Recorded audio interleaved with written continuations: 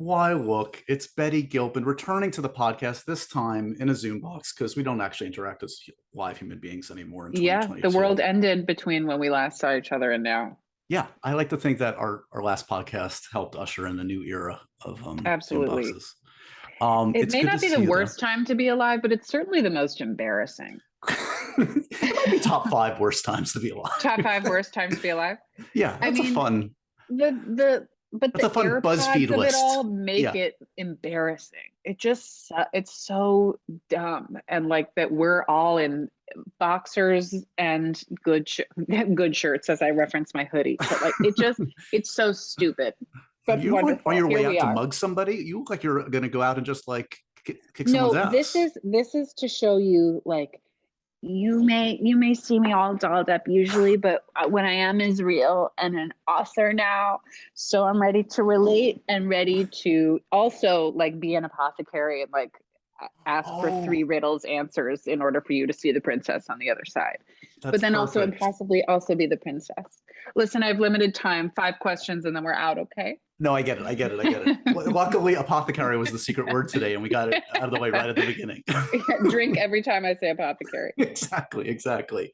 I'm very happy to have you back, though. You are one of the few human beings on the planet that might be able to out neurotic me, that might hate themselves more than I hate myself. Oh no, self-love is a road, it's a journey, there are twists and turns. We're getting there. I'm self-obsessed now, don't Do you, worry. do you trust actors that don't have a degree of self-loathing, that don't question themselves, that don't feel imposter syndrome? Because I generally don't. But from your vantage point, Well, I yes no I feel actor-wise, person-wise, I only relate to people who are both very passionate and very embarrassed, like the got it. two together. And I feel like there's um this epidemic happening where it's a lot of people who aren't passionate and aren't embarrassed. They're like Right. relaxed and like, you got to see me in this. I'm great. I'm like, I bet you're not. the people Yes, who the people that's who the are like, worst I don't know, combo. I probably suck are usually great. Um, but yeah, but I don't know. I do feel like I'm realizing that neuroses and self-hate often take up just as much space in a room as narcissism, and it's not as interesting as I think it is. And also like watching the commercialization and brandifying of self-hate and vulnerability makes me reflect on my own Yeah, it's taking of the like fun out of it by marketing it's our completely taken the problems. fun out of it. And also, like, I've written a book about it. I am hashtag part of the problem of the new thing of like, ding, ding, ding. I have an announcement. Everyone look at me. The announcement is, whoa, I hate myself. Why are you guys looking at me? It's like, because you're wearing a shirt that says, if you don't look at me, I'll kill myself. Like, I'm an actress who wrote a book about myself. Clearly, I'm against all odds finding the strength to take the spotlight. You're So inspirational in stupid. that way. I have your book here, as if the podcast listeners cannot see it, but I actually own this. I've actually read this. Betty, I mean, I don't want to pat myself on the back, but like it's one thing to watch an hour or two of TV. For my ADD brain to actually finish a book is a miracle. I mean, it is wild. It's a wild ask to. I'm realizing, oh, as an actor, when you make content, the homework ask of friends and family and the public is like to sit in pajamas and open your eyes for an hour and watch a screen. I've given you, what, 7 hours of homework? I'm so sorry and grateful. You And should not apologize. I honestly, I thoroughly enjoyed it. I really did. It is like great. I heard your voice for those 7 hours. I heard Betty in my brain. Take that for good or for bad. Yeah, Uh, right. but no, it's very funny. It's very insightful and very self-reflective. And yes, to your point, I feel like you flushed a lot of it out of your system. A lot of like the bile, hopefully, is maybe exercised through this. I don't know. Great. Yeah. Bile on the pages. Grab your copy now. Yeah, put that Um, on the next edition. That quote. yes. Yeah. I tried to have it be a cathartic look inward while also making fun of cathartically looking inward. Right. So Yes. what was the task at hand? Was this on the list for a while? How did this, like, did this To write a organically book. happen? Yeah, yeah.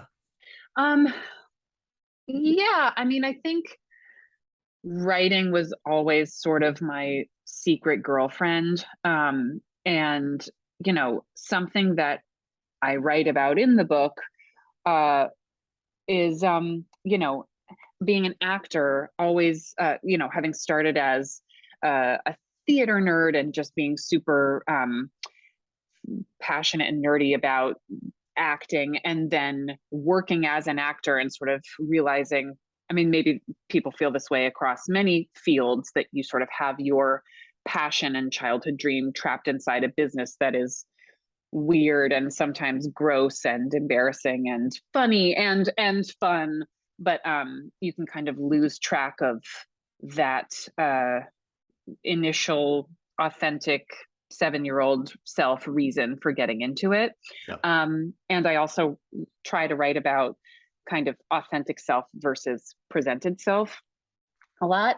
And I think writing, because it was my secret girlfriend, it got to sort of live in the authentic self only space because it was never being presented to the world. I never Right. really had to kind of sell Front it. any other kind of thing. Yeah, you could just be totally Right. unguarded. Yeah. Yeah. And now I'm literally selling it. So I'm like, did I sell out? Maybe. Well, it's too late now. But yeah, I wrote it. I had always wanted to write a book, and it really took the pandemic happening and society, the crumbling of society, being in quarantine and realizing, oh, maybe, as we were saying, maybe the volume of my neuroses and voices in my head telling me, um, don't write, don't just hide. It's all feels pretty stupid now. Right. So maybe just do it if the meteor's coming. Well, you mentioned, writing being your secret girlfriend, that jives with dedication, which is to your secret favorite. So that's the dedication for you, my secret favorite. Is this a way of making every reader feel like it's actually dedicated to them? Because I could believe I'm your secret favorite. Anybody could be. This is like the new Yeah. Carly Simon, Alanis Morissette mystery Yeah. of 2022. But wasn't Carly, wasn't that Mick Jagger? Wasn't You're So Vain about Mick Jagger, or And it's about all of us? wasn't You Ought to Know about Dave Coulier? Is it settled? Has the science been settled? I don't know. Remember it? But did you read, there was a recent headline where he was like, he just talked about You Ought to Know. He was like, I didn't realize I heard her so much. Like, well, and I always thought the lyric was the cross-eyed bear that you gave to me. Like, he gave her a cross-eyed teddy bear. I was like, this is a monster. And only this year was like, oh, it's the cross-eyed bear. It could have multiple meanings. There could be a literal cross-eyed bear, which is chilling and will haunt my dreams tonight. Absolutely Thank you. chilling. But Uncle Joey is not as much of a sociopath that I thought he was, because there was not a cross-eyed teddy bear. Right. What was the question? There was no question. It was an observation of of your mysterious dedication. Well, here's a question. Yes. Here's an actual question. Okay, great. Because there are a lot of there are a lot of kind of what I would say kind of not theories. I don't know, like just sort of like ways of looking at yourself and your place in the universe and in place in acting. And I'm curious, like, are these things that you kind of came up with as you started the writing process? Like the Barbie versus Salem thing, is that something you've talked about for years, or is that as you're writing, like, oh, this is how I can contextualize how I feel about this kind of code switching, this kind of different personality thing? Yeah. So there's an essay that I write, in the book, about, that's called Salem versus Barbie, and it really is about sort of authentic self versus presented self. And I think my brain has always been crowded and metaphor-y in a way that my husband and therapist have asked me to tone down for clarity, and my editor certainly, and the world at large. So I thought I'd double down and really lean into confusing roundabout metaphors. It Speaking of neuroses, thinking about things kind of mystically and metaphorically makes me obsess less about things that I don't know, not don't matter, but like a lot of my acting process is thinking about you know I write a ton for preparing for a role, and it's a lot of weird metaphors like that. And I think it's just like, it's almost like a little cat toy for my brain to be like, think about a pine tree metaphor instead of whether or not the shape of your face sucks in this camera angle. But yeah, Salem versus Barbie, it was a way for me to make sense of what it feels like to have being kind of my most cavewoman authentic self in a part be my job, and also the getting of that job and selling of that work involve the opposite of authentic self, to be like the most Barbiest, fake, filteriest version of myself, and sort of commuting between those two things. And it's encapsulated a bit. I know we've talked in the past, and you talk in the book about, I mean, one way it's encapsulated, I feel like, is in the Nurse Jackie role, perhaps. It's a good example of that, right? In terms of like, yes, I'm going on the outside. I'm going in as your bimbo, as your Barbie, but I'm trying, I'm kind of like shoveling in the back door. You're interesting shit. Yes. Yeah. I write about that job that basically, once puberty sort of assigned me this identity that I didn't feel inside, that was sort of the opposite of the, in high school I had no curves, super tiny, like kind of lemury wallflower person. And then all of a sudden I was super curvy and Barbier or whatever. And I was sort of being cast as parts where my brain was empty and my pants were at my ankles. And I, did all of those parts gladly to qualify for health insurance. And Nurse Jackie was sort of a particular perfect allegory for how I felt all the time, which was like assuring the bros in charge that I was going to check the Bratz doll boxes, and then trying to get the cerebral feminist playwrights who wrote the show to believe that I was actually the lemur wallflower person, and really wanted to be a character actress, and like, please, can we strike a deal where if I press my areolas against the lens every other episode, I can also like do weird things with my face and a funny walk. And that wasn't actually in the contract. You didn't actually put that in writing. It was a silent contract. I mean, the lawyer that would have to draft that up. Could you imagine? Yeah. Oh, the things that I get, the emails that I get from my lawyers being like, do you accept the visibility of your butt cheeks in this episode? Like, yes. I also just want to say I'm an empowered breadwinner and very proud, feminist-wise, of where I am. And yes, I consent to butt cheeks. Has everybody like in your close personal circle read the book? Like, who do you want to read the book? Who do you desperately not want to read this book? Oh God. Who do I not want to read the book? I mean, it's funny. My only other experience with writing publicly is I've had, maybe 5-6 essays published, air quotes, online, and some, I guess, in print parchment. And the process has really been like, I assume the posture of a tired gargoyle in the corner of my room, brain shit out an essay, send it, and it gets posted, and 12 people I love and 16 people I don't know are like, hey, I saw that. I'm like, oh, thanks. And that's it. Right. Or I hear third hand about the negative response, and, it takes a couple days to shake off. I kind of thought the book would be like that. And I'm realizing it's not. It's much more like I have to spend, not have to, but like I do want the book to do well, and I want people to read it, but it's I don't know, it's the constant battle of the side of my brain that's like, I don't want anyone to read it, I'm a very private person, why did I even write it? And then the other side of me is like, I want everyone to read it and understand me, and then all my problems will dissolve. So everyone and no one is the answer. Will the movie star with the serial killer kitchen know who they're talking about when they read the? He's not gonna read this book. you don't name names too much. Often you don't even name like the projects. You kind of have to like put it together and be like, Yes.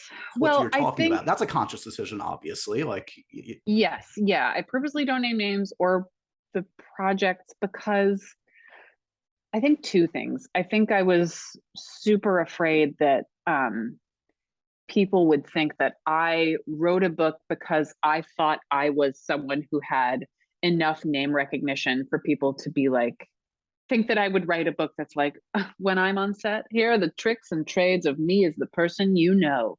right. And actually, it's sort of like really the opposite, that I want the reader to be able to place themselves in my situation, even if they're not in the entertainment business. And yeah, I thought the anonymity of it would sort of help that happen. Well, it is. I think I would argue it is very relatable, whether you're in the industry or not. I mean, I doubt like Dolly Parton's memoir or J-Lo's memoir talks about shitting their pants. That feels like that's more memoirs could benefit from that.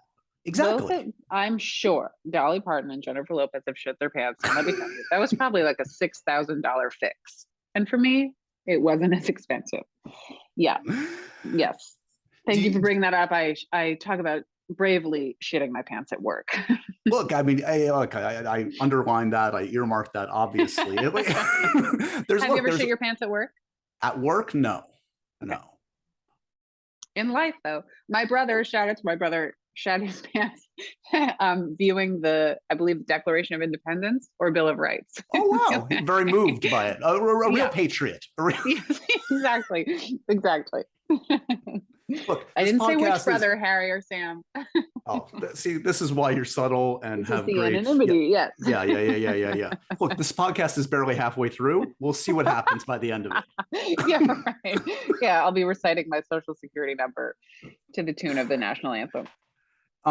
Do you feel like there is like it's an interesting book, because I also feel like, you tell me, like, were you thinking of a specific audience in mind for this? Because and certain chapters are really dive more into this. Like, it feels like you're speaking to almost a younger self or a young actor or actress. Like there's actual real useful, I don't know, like you do kind of pull the curtain back on just the real nitty gritty of what it's like to just be a human in this insane world.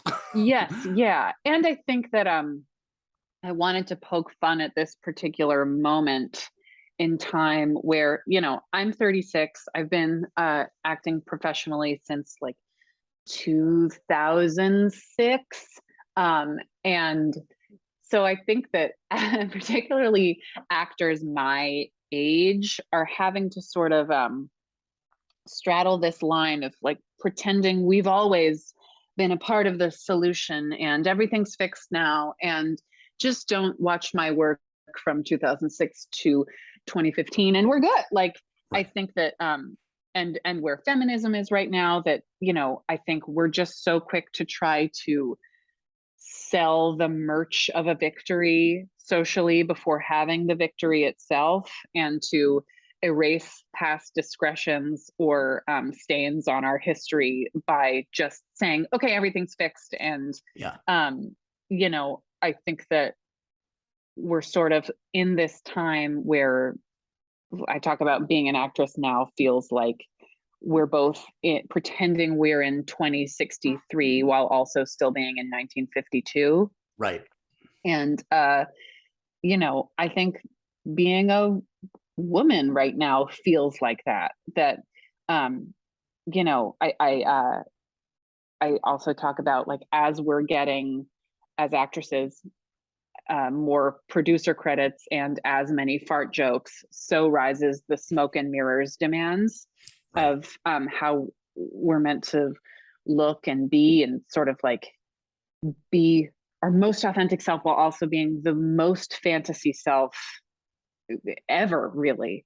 And it just feels so oxymoronic and silly while also being fun. It's not, I don't think these issues should be the #1 cover of the New York Times. Like, we must stop contouring cheeks for our children's future.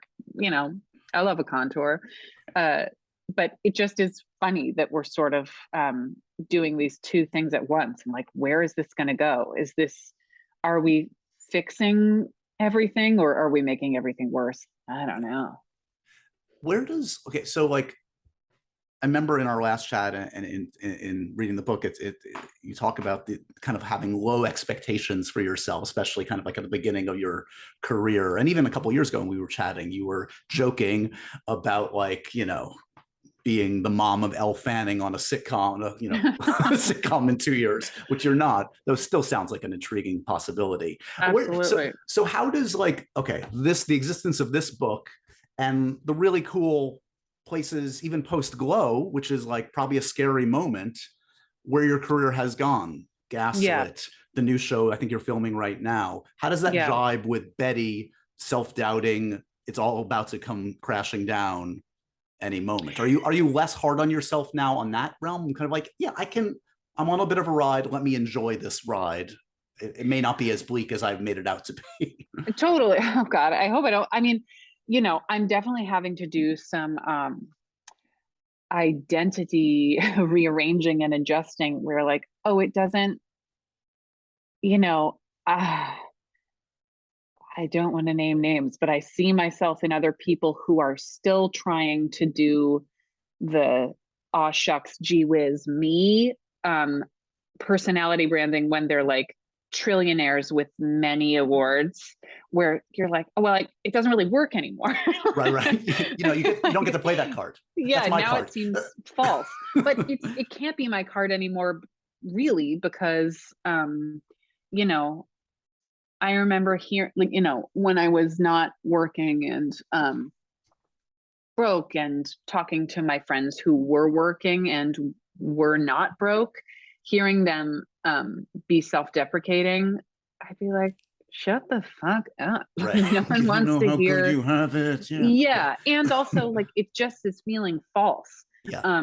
You know, I think that so for me, finding that balance of like being honest about having a healthy sense of still self-loathing and making fun of myself, while also being like, I can't deny that I am a person who wants things, has achieved some of them, and is proud of those achievements, while still being very aware that it all could go away. I also think that the business is just changing, where, you know, there's just so much content and so many channels and whatever, that being a working actor who is, you know, out there in the zeitgeist, it doesn't necessarily mean that you're famous, because there's just so many people out there and shows and whatever that and it kind of means that you can try to carve out a sort of your weird corner, like, what's your version of this? It's not only like you have to try and get to this one echelon that's the only echelon that exists, or failure. It's like, I'm on a Peacock show, I was on a Stars show before that. Only some people have Stars and Peacock, Josh. And I love it, because I can go to the bodega with like eye crust, shutting the left eye closed, and I get recognized maybe twice a year, if that. And it's always by either a gay man with a specific compliment, or a straight man who wants to cut my head off and put it on his shelf.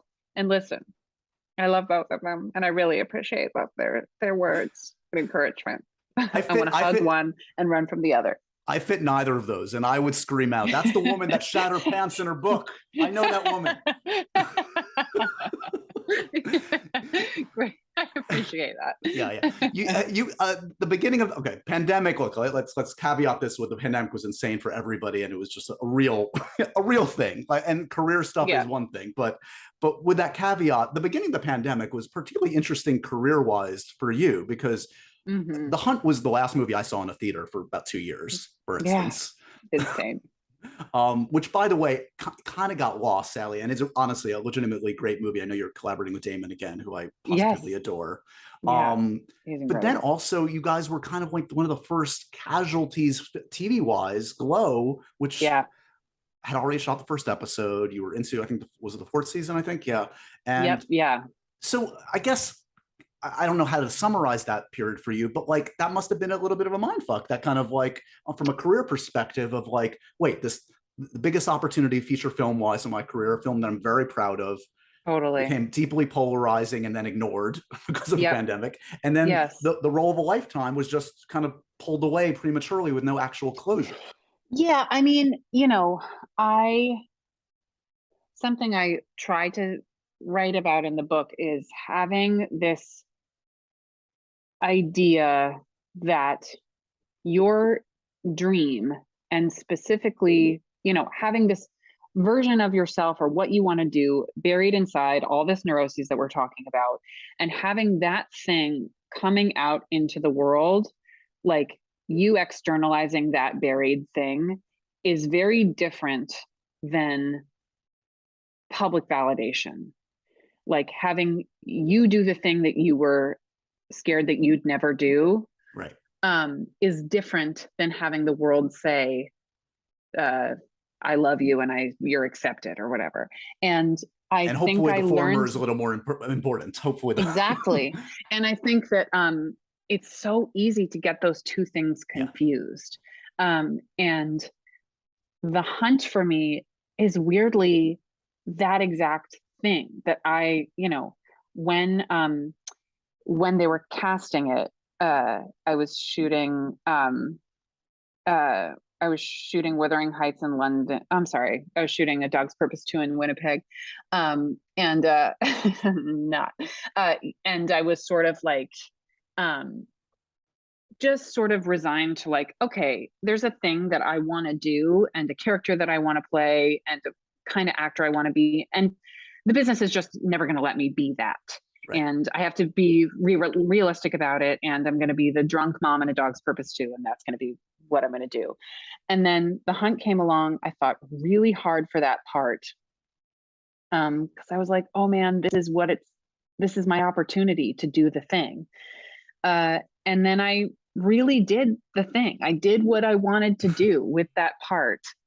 And it was a completely life-changing experience. And, it's not a life-changing movie. I love that movie, but it's not like the magic and alchemy that you feel doing something is, ultimately it's a movie or it's a book or it's a, painting. Like it's Yeah. always it's never gonna the result is never gonna be as magical as the experience, but it doesn't change the experience. And when that yes yeah there was a guy who was the president before Joe Biden, and I'm forgetting his name, but he tweeted about the trailer for The Hunt, and it made the internet septic explode. And then the movie was pulled, like Universal canceled it. It felt like, oh my God, my opus is trapped in this movie that no one will get to ever see. 6 months later, Universal was like, okay, we're going to put it out. I was like, here's the moment. And then it came out March 13th, 2020, and theaters closed 2 days later. The good news is I hear Trump loves this. He has shit his pants many times in his life. That's not the guy I'm thinking of. I don't want to say sorry. that name. I forget who it is. Yeah. I want to say his name was Carl. No, that's not it. But yeah, it really is like, I still got to do the thing. And even though it's, buried on Netflix somewhere, that's kind of a better personality fit for me, honestly. No, I So watch The Hunt. It's on Netflix. So proud of it. and then on the Glow front, which is a bit of a different situation because you didn't get to, I mean, you obviously you spent several years on it, so you got to like experience all of that. I guess my question on the end of what Glow was is like, did it feel at the time like we tried everything we possibly could to figure out a way to do this? Like, were you one of the ones saying like, wait, what about this? Let's go to Peacock. Let's put it on Quibi in 6-minute increments. Like, let's just do something to finish this, guys. Or were you kind of like at a certain point, it's okay. We got three years out of this and we're good. I mean, those 3 years were pretty fucking magic. And yeah, I was super sad that we didn't get to finish out season 4. Maybe someday something will happen. But it was 2020 and the lessons a la The Hunt and, you know, society crumbling. I just didn't want to seem tone deaf in that, you know, ringing a bell in the town square saying the most devastating part of March 2020 is Right. that a TV show got canceled in the 4th season. I just felt like kind of super protective of, I don't know, the world. Yeah, no, this Yeah. is correct. Yeah. This is the correct answer. Great. You're in the middle, I believe, of shooting Mrs. Davis. Do I have that right? The Peacock show? Yes. I'm doing this Peacock show that this genius woman, Tara Hernandez and Damon Lindelof created. I'm playing a nun fighting an AI. Is that the log line? It is. I believe I found, yes, it's a Great. You play Betty, you play a nun who goes to battle against an all-powerful artificial intelligence. Excellent. Okay, know. I'll drop that in tomorrow when I'm filming. Great. I was going to say, this does get at, I know Damon pretty well over the years, and he's the best. Oh, cool. And it sounds like it encapsulates the faith versus science thing, which is at the core of much of his personality and work. Always provocative, always fascinating. So I know you can't say much, but this feels special, as it were. Yes, this might be my favorite job I've ever had. I think I will be like, will realize that Damon has painted the color of this wall and be like to my head if I say anything besides the general log line.